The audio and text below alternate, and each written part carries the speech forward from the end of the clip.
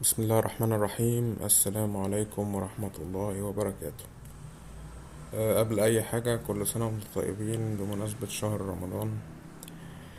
أه مباراة الأهلي والجونة.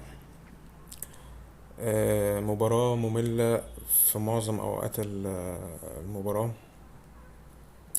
الشوط الأول كان أفضل نسبيا لأن هو اللي جه فيه الهدف. الشوط التاني لعب ممل جدا، ولعب رتيب، ولعب على الواقف. في فرص ضايعة. خليني برضو أدخل على التقييمات كده بسرعة. محمد الشناوي 4/10. محمد هاني 1/10. ياسر إبراهيم 3/10. ياسين مرعي 1/10. بالعمري 4/10. مروان عطية 2/10. أليو ديانج 4/10. بن رمضان 1/10. أشرف بن شرقي 3/10. إمام عاشور يعني رجل المباراة 8/10. كاموش 1/10. بالنسبة للبودلة، حسين الشحات طبعا يعني ضيع فرصة هدف 1/10.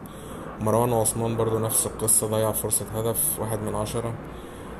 كوكا وكريم فؤاد نزلوا في الدقيقة 86 والدقيقة 90 أو 87 و90، فما لحقوش يعني. بس برضو ممكن ادي الكوكا 1/10 وكريم فؤاد 1/10.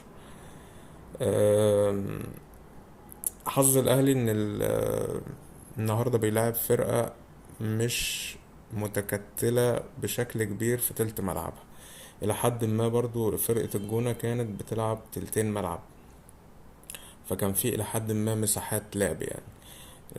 لكن لو بالشكل ده، بشكل لعب الاهلي ده، وفي رمضان بقى احنا عارفين ماتشات الاهلي في رمضان بيبقى يا اما مثلا مكسب بالعافية، يا تعادلات يعني.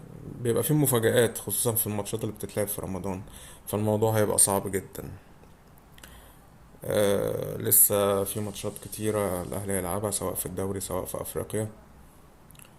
نتمنى ان الاداء يكون افضل من كده، ان الفينش على الجون يكون احسن من كده، سواء البودلة او الاساسيين اللي يجيله فرصة ما يعني يركز وهو بيخلصها بيفنشها على الجون، ما يبقاش فيه تسرع، ما يبقاش فيه قوة. السلام عليكم.